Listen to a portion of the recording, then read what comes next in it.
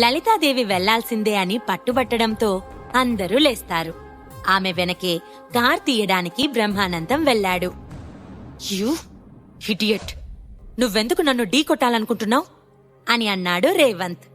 శివ ఏమీ మాట్లాడలేదు. అతను కూడా లేచి కిందకి వెళ్లాడు. శివని ఎందుకు డిన్నర్కి ఇన్వైట్ చేశావు సురభి? ఇప్పుడు చూడు అతనేం చేస్తున్నాడో అని చిరాకుగా అన్నది రేణుకాదేవి.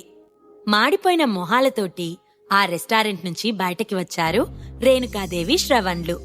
శివ దగ్గరకు వెళ్లి, నువ్వు నిజంగానే మనోహర్ కాలనీలో విల్లా కొన్నావా అని డౌట్గా అడిగింది సురభి. శివ నవ్వడంతో సురభి కన్ఫ్యూజ్ అయింది.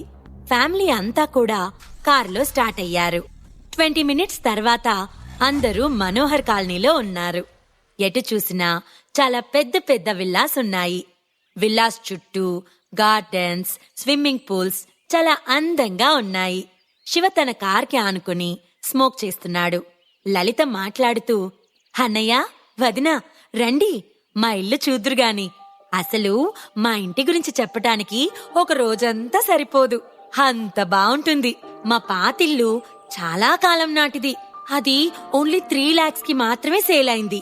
ఆ అమౌంట్ తో ఇక్కడ ఇంకా బెస్ట్ ఫర్నిచర్ తెప్పిస్తున్నాం అని గొప్పగా చెప్తుంది లలితాదేవి. ఆ ఇల్లు చూసి శ్రవణ్, రేణుక కష్టంగా నవ్వుతూ చాలా బావుంది అన్నారు. మీ అల్లుడు నిజంగా చాలా గ్రేట్ అన్నది రేణుకాదేవి. మీ అల్లుడు శివ ఏమన్నాడు?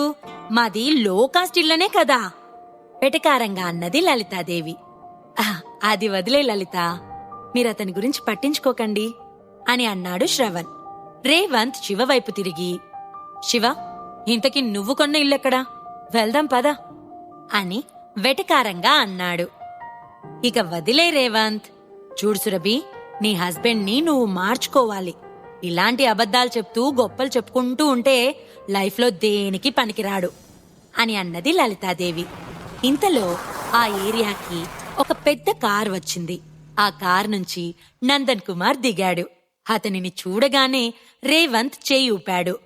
ఏంటి రేవంత్, ఆ పెద్ద కారులో వస్తున్న వ్యక్తి నీ ఫ్రెండా అని అడిగింది లలితాదేవి. రేవంత్ అందంగా నవ్వి అవును అన్నాడు. చూసావా, మా అల్లుడి ఫ్రెండ్స్ అందరికీ కూడా ఇలాంటి లగ్జరీ కార్స్ ఉన్నాయి అని గర్వంగా చెప్పింది లలిత. శ్రవణ్, రేణుకాదేవి చాలా డిసప్పాయింట్ అయ్యారు. ఎప్పుడు గొప్పగా మాట్లాడుకునే బ్రహ్మానందం ఫ్యామిలీ ముందు సురభి గురించి చెప్పి తాము తక్కువేమీ కాదు అని నిరూపించుకోవాలి అనుకున్నారు. కాని శివ వల్ల అంతా వేస్ట్ అయింది. దీనికంతా శివనే కారణమని శివ వైపు అగ్లీగా చూశారు వాళ్ళు. నందన్ సార్, మీరేంటిక్కడ? అది కూడా నైట్ టైంలో?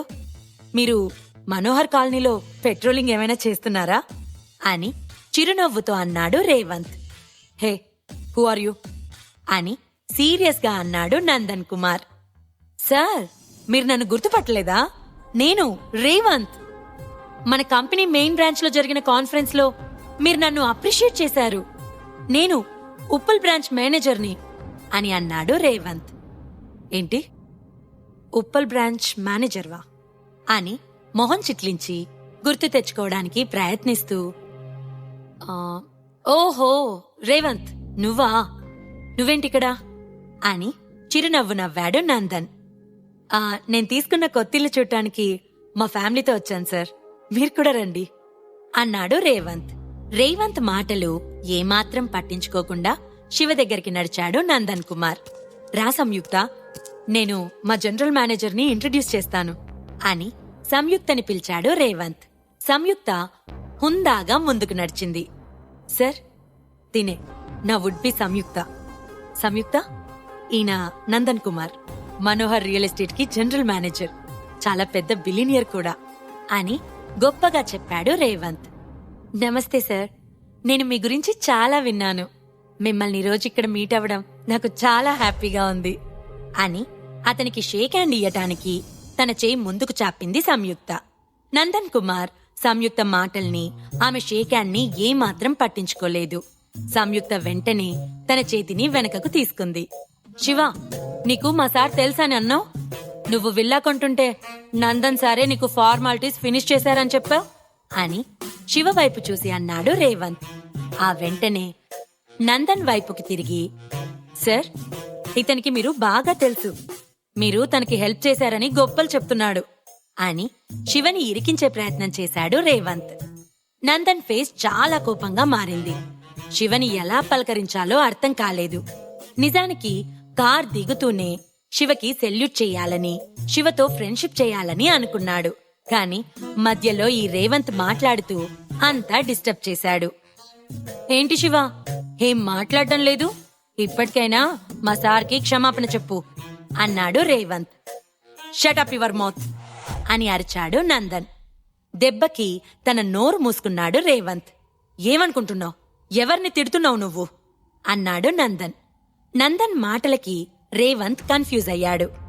నందన్ ఎందుకంత సీరియస్ అయ్యాడో రేవంత్కి అర్థం కాలేదు. హలో శివ సార్ అని చిరునవ్వుతో పలకరించాడు నందన్. హలో నందన్ అన్నాడు శివ. ఏంటి, ఏం జరుగుతుంది? నందన్ సార్ ఏంటి, శివని సార్ అనటం ఏంటి అని ఆశ్చర్యంగా చూస్తున్నారు అక్కడ ఉన్న అందరూ కూడా. శివ సార్, ఈ రేవంత్ మా కంపెనీలో ఓ ఎంప్లాయ్. అతనికి ఎలా బిహేవ్ చేయాలో తెలియదు. ప్లీజ్ మీరు అతని మాటలు పట్టించుకోవద్దు. అతని సంగతి నేను చూసుకుంటాను అన్నాడు నందన్. మీ ఎంప్లాయీస్ బిహేవియర్ అస్సలు బాలేదు. మొన్న వాడు, ఈరోజు వీడు అన్నాడు శివ. ఆ మాటతో నందన్ ఫేస్ పాలిపోయింది. శివ సాధారణమైన వ్యక్తి కాదని నందన్కి ఎప్పుడో అర్థమైంది.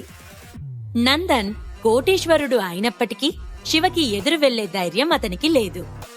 Shiva sir, I'm so sorry. ఈ ఒక్కసారికి మమ్మల్ని క్షమించండి. మా కంపెనీలో హై ఎడ్యుకేటెడ్ పీపుల్స్ ని మాత్రమే ఎంప్లాయీస్ గా తీసుకుంటాం. వీడిని తీసుకోవటంలో ఎక్కడ తప్పు జరిగిందో అర్థం కావట్లేదు అని తన నుదుటిన కారుతున్న చెమటను తుడుచుకుంటూ మర్యాదగా అన్నాడు నందన్. వాట్ సార్, మీరేంటి ఆ యూజ్లెస్ ఫెలోకి సారీ చెప్తున్నారు అని కంగారుగా అన్నాడు రేవంత్.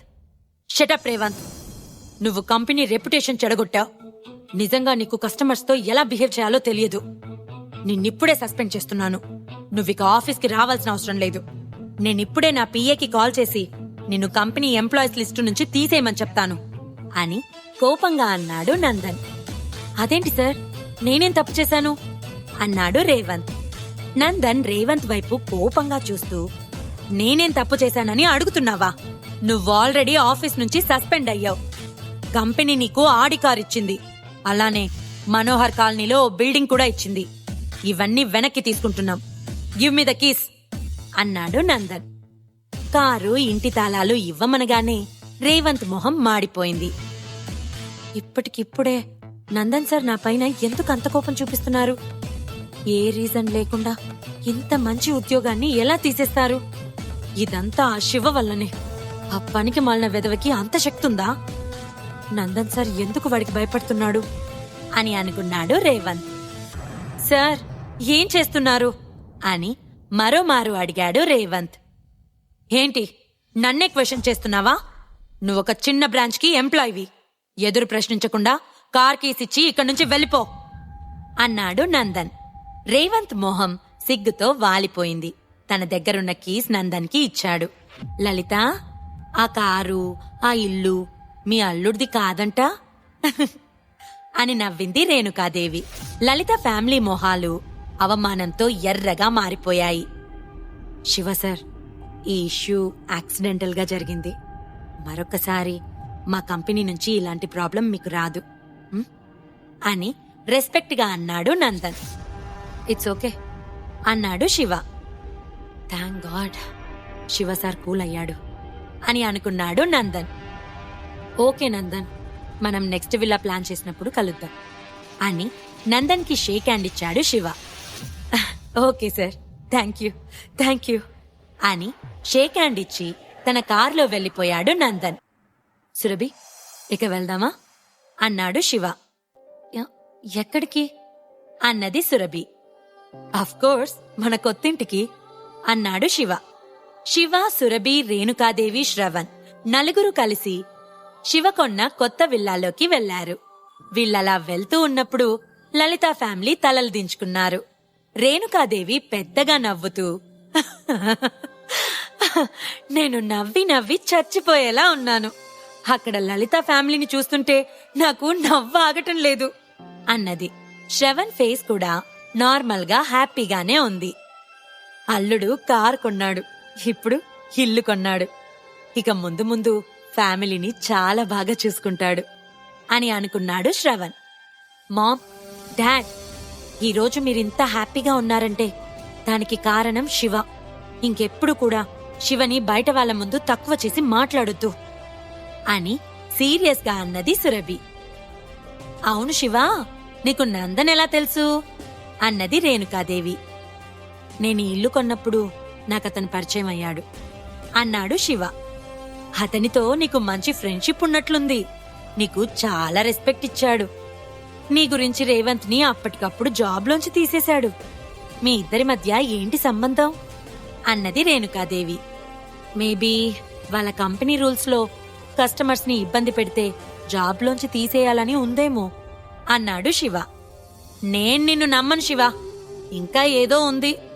నాకు తెలిసి సురభికి వచ్చిన ఫేమ్ వల్లనే నువ్వివన్నీ సంపాదించగలుగుతున్నావేమో అనిపిస్తుంది.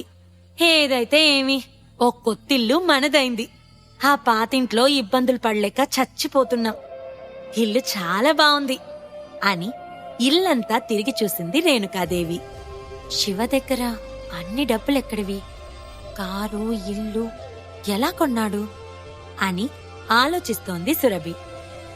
సురభి, ఇల్లు చూదువుగాని రా అన్నది రేణుకాదేవి. ఇక తన పేరెంట్స్ తో కలిసి ఇల్లంతా తిరుగుతుంది సురభి. వాళ్ళకి ఇల్లు చాలా బాగా నచ్చింది. ఇల్లంతా చూసొచ్చాక అక్కడే ఉన్న సోఫాలో కూర్చున్నారు అందరూ. శివ, ఎంత కాస్టైంది ఇల్లు అన్నాడు శ్రవణ్. 50 లక్షలైంది అంకుల్ అన్నాడు శివ. చాలా బావుంది శివ, నేను ప్యాకర్స్ అండ్ మూవర్స్ వాళ్ళతోటి మాట్లాడతాను. మనం వెంటనే ఈ ఇంటికి షిఫ్ట్ అవుదాం అని ఫోన్ చేస్తూ బయటకి నడిచాడు శ్రవణ్. చూడు సురభి, ఈ ఇల్లు నీ డబ్బుతోనే కొనుంటాడు శివ. కాబట్టి ప్రాపర్టీ ఓనర్ సర్టిఫికేట్ నీ పేరు మీద వచ్చేలా చూసుకో అని సలహా ఇచ్చింది రేణుకాదేవి. ఇంతలో సురభిని శివ పక్కకి పిలిచి ఏవో కొన్ని కాగితాలు ఆమె చేతిలో పెట్టాడు. అవన్నీ చూశాక సురభి తల్లి దగ్గరకు వచ్చి వాటిని ఆమె ముందు విసిరేసి, చూడమ్మా, శివ ఇల్లు నా పేరు మీదనే కొన్నాడు. సో నువ్వు వర్రీ అవ్వాల్సిన అవసరం లేదు అని సీరియస్ గా అన్నది. నువ్వు మరీ అంత జాలిపడకు. అతను నీ డబ్బుతోనే ఈ ఇల్లు కొన్నాడు. అయినా 2 ఇయర్స్ నుంచి మన ఇంట్లోనే పడి తింటున్నాడు. సో మనకి ఇల్లు కొనివ్వటం అతనికి రెస్పాన్సిబిలిటీ. నిన్ను మమ్మల్ని కూల్ చేయటానికి అతను ఇదంతా చేస్తున్నాడు అని అన్నది రేణుకాదేవి. సురభి ఇంకేం మాట్లాడలేకపోయింది. సురభి, కంపెనీ డిజైనింగ్ వర్క్ మీదనే కాన్సంట్రేషన్ చేయకు. కొత్త ఫ్రెండ్స్ తో ఎలా ఫ్రెండ్షిప్ చేయాలో కూడా ఆలోచించు. ఎందుకంటే ఆ విషయంలో నీ అసిస్టెంట్ చాలా ముందున్నాడు అని వెటకారంగా అన్నది రేణుకాదేవి. సురభి నిర్లిప్తంగా తల్లికేసి చూసింది. తన పేరెంట్స్ కి తెలియకపోవచ్చు కాని శివ తన కష్టంతోనే ఇవన్నీ కొంటున్నాడని సురభికి తెలుసు. మనం కొత్తింటికి మారాక ఫుల్లుగా ఫర్నిచర్ కొందాం. ఆ తర్వాత మన రిలేటివ్స్ కి, ఫ్రెండ్స్ కి అందరికీ కూడా డిన్నర్ ఏర్పాటు చేద్దాం అని హ్యాపీగా అన్నది రేణుకాదేవి. అవును, మన ఇంట్లో ఓ ఫంక్షన్ జరిగి హ్యాపీగా ఉండి చాలా కాలమే అయింది అన్నాడు శ్రవణ్. కొన్ని రోజులు గడిచాయి. రేణుకాదేవి ఫ్యామిలీ కొత్త ఇంటి పనుల్లో చాలా బిజీగా ఉన్నారు. వాళ్ళు తమ ఫ్రెండ్స్ ని, రిలేటివ్స్ ని ఇన్వైట్ చేసి అజంతా హోటల్లో చాలా గ్రాండ్ గా డిన్నర్ ఇచ్చారు. శివ ఫంక్షన్ దగ్గరికి వెళ్లి జస్ట్ అందరికీ కనిపించి వచ్చేశాడు. అక్కడ అతని గురించి ఎవ్వరూ పట్టించుకోలేదు. అతను వాళ్ళని పట్టించుకోలేదు. ఆ రోజు సాయంత్రం శివ ఇంట్లోకి వచ్చి యోగా చేసుకుంటూ ఉండగా మొబైల్ రింగ్ అయింది. అది సురేందర్ నుంచి వచ్చిన కాల్. సార్, మీరు చెప్పినట్లే రాహుల్ మీద ఈరోజు నాకు కాల్ చేశాడు అన్నాడు సురేందర్. ఏం చెప్పాడు రాహుల్ అని అడిగాడు శివ. రాహుల్ మళ్ళీ శివతో పెట్టుకుని తన చావు తనే కొని తెచ్చుకుంటున్నాడా? శివ రాహుల్ని ఏం చేయబోతున్నాడు? శివ వెనక డబ్బుండొచ్చు కాని పెద్ద పెద్ద వాళ్ళు శివ ముందు ఎందుకు డౌన్ అవుతున్నారు? ఈ ప్రశ్నలకు సమాధానాలు తెలుసుకోవాలంటే నెక్స్ట్ ఎపిసోడ్ వినాల్సిందే. క్రింద ఇచ్చిన లింక్ ని క్లిక్ చేసి పాకెట్ ఎఫ్ఎం యాప్ ని ఇన్స్టాల్ చేసుకోండి. Stay tune to pocket FM.